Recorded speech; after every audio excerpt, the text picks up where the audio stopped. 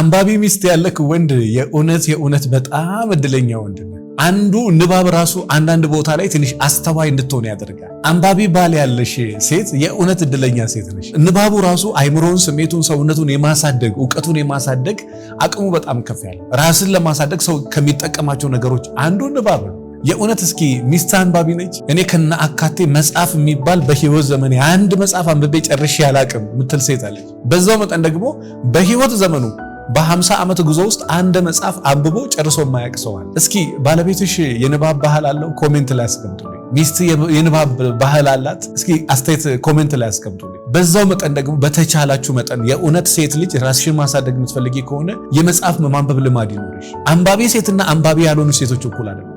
የምታነብ ሴትና የማታነብ ሴት በምንም ታሪክ አንድ ሊሆኑ አይችልም። ያ ማለት ግን የማያነቡ ሰዎች እውቀት የላቸውም ማለት አይደለም። ነገር ግን የሚያነቡ ሰዎችና የማያነቡ ሰዎች እኩል አይደለም።